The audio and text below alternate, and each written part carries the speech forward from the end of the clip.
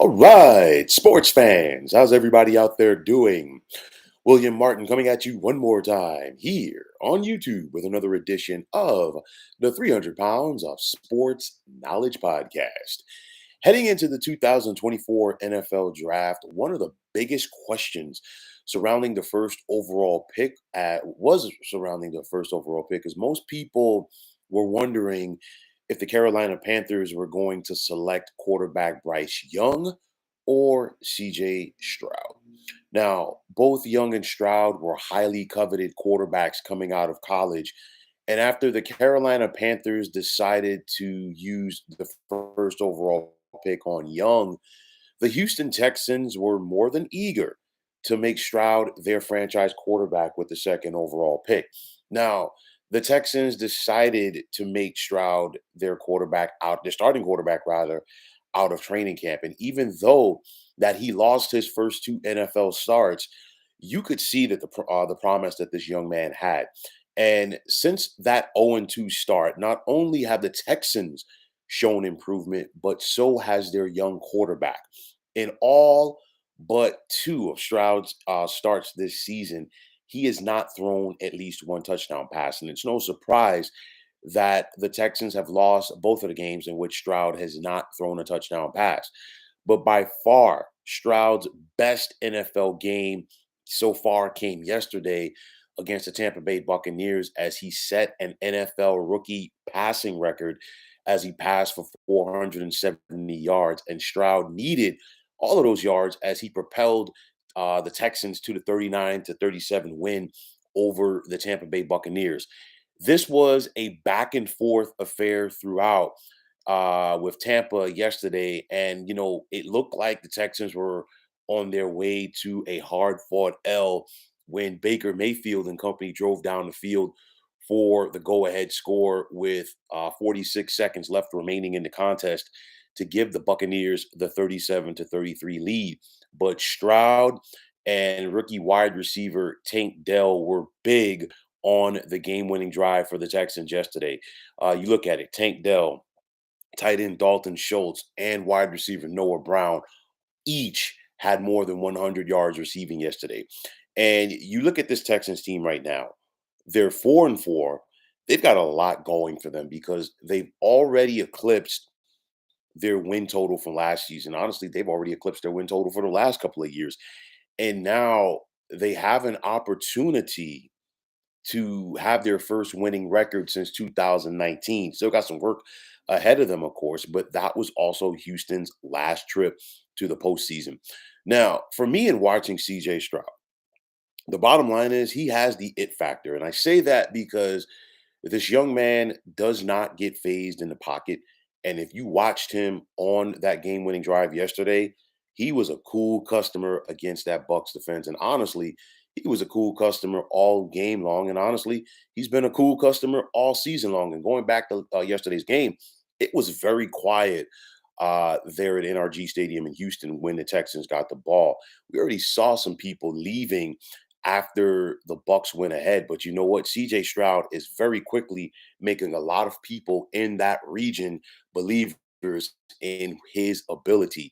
Now, me personally, I became a believer of CJ Stroud during last year's Peach Bowl loss to Georgia as Ohio State was undermanned. They were dealing with a lot of injuries, and CJ Stroud willed his team, especially in that fourth quarter, and he gave the Buckeyes an opportunity to win and even force the game into overtime.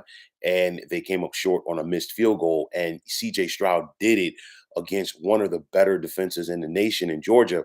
And if you've watched Georgia's defense over the years, over the last several years, you know that they send their fair share of first rounders from that side of the ball to the National Football League. So Stroud showed that he could hang with those guys. And you know what? He's showing it during his brief NFL career that he can hang with some of the better defensive players in football. Now, obviously, CJ Stroud and Bryce Young are always going to be attached at the hip throughout their respective NFL careers. Both of them came from blue blood colleges. Bryce Young with Alabama, and of course C.J. Stroud with the Ohio State University. And anytime you go 1 and 2 at that position, people are always going to be locked in on it. Now, I will say this: there's going to be some people that some people who want to already label Bryce Young as a bust. I am not going to go that far. Okay. I mean, this young man's just getting it going. The Panthers do not have a good football team around him, especially up front on their offensive line. And we have to see, what the Panthers are going to do to put more talent around Bryce Young. On top of that, it's in some cases with some players, it takes more time for them to develop. And I'm not trying to make excuses for Bryce Young. It is what it is. And I still think that he has an opportunity to have some success in the National Football League. I think CJ Stroud is already there. And I think his playmaking ability, I think obviously his teammates and his organization believe in him. And I like what the Houston Texans are doing with this team. And I think that they're ahead of schedule because I think CJ Stroud has shown everybody that he is the real deal. So I'm looking at it like this. The Houston Texans are 4-4. They still, they've got their work cut out for them if they want to be a playoff team. But I guarantee you, at the beginning of the season, a lot of people at this midpoint of the NFL season didn't think, well, we're going to have conversations about the Texans possibly being a playoff team this year. But at 4-4, you know, the future is very bright for this organization. And again, I cannot say this enough. Credit to the Texans for moving up in last year's NFL draft to go out there and make that trade with the Arizona Cardinals to get Will Anderson as well. So now you've got your cornerstones for the next 10 years. They went out there and got their head coach in D'Amico Ryans. So the Texans are very quickly putting this thing together. And of course, you think about it in the AFC South.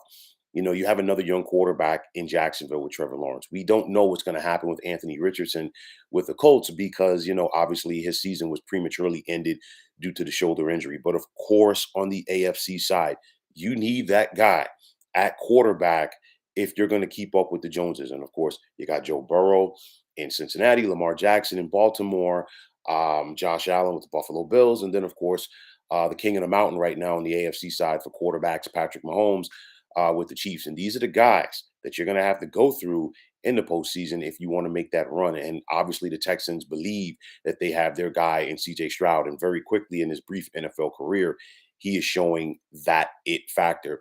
So I'm looking at Stroud, and I think the future is very bright for this young man. Again, he continues to improve. And again, you don't throw 5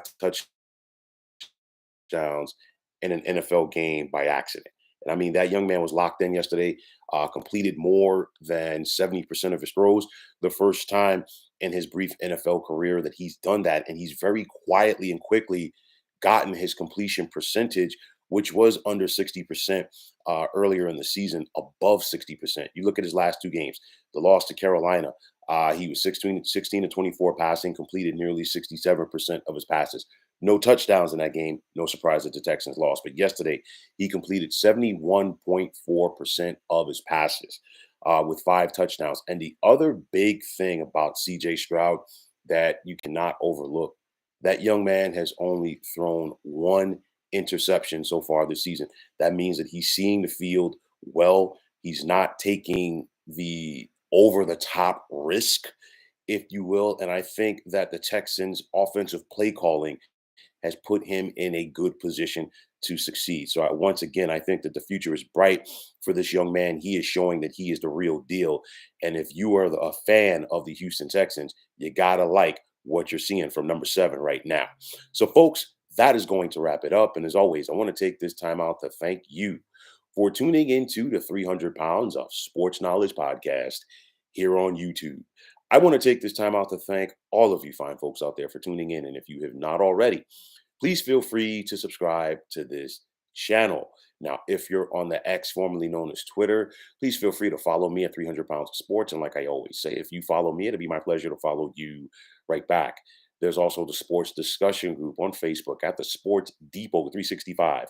Now, you can check it out, drop a line, and be a part of one of the better sports debating sites going on social media. And before I sign off from here, I see I have a comment from Paul Lawrence. Paul, how are you doing today? And you say, I love what I'm seeing. Like I said, this kid has the it factor. And, I've seen enough right now. And I mean, he has good footwork. He has good technique in that pocket. And, he's one of those guys where I think sometimes with the Ohio State quarterbacks, when they come into the NFL, a lot of it is, well, look at who he was throwing the football to. And that's very true. Okay. He had a lot of talent to throw the football at receiver wise at Ohio State. You think about Chris Olave with the Saints, Garrett Wilson with the Jets, Jackson Smith and Jingba with Seattle. And of course, it's only a matter of time before Emeka Abuga gets drafted next year. Obviously, the injuries this year have really hurt him. And then, of course, the great Marvin Harrison Jr., who might be the best out of all of them. And it's crazy to say that Marvin Harrison Jr. has the potential to have a better career on the football field than his dad. And his dad was one of the greatest with the Colts. But nonetheless, you think about it, CJ Stroud is showing, hey, you know what? I got the fundamentals. I can go out there and do my thing. And I think that is going to pay dividends for his NFL career. And it's going to pay dividends for the Texans. And of course, if you're the Texans and you're seeing what you're seeing from Stroud right now, and obviously, I think now is definitely maybe not now at this point during the season, but obviously in the offseason, the time is now to strike while the iron is hot as far as putting talent around this young man. Why? Because you got him on that rookie deal, and now you have the opportunity to go plug some other spots on your team.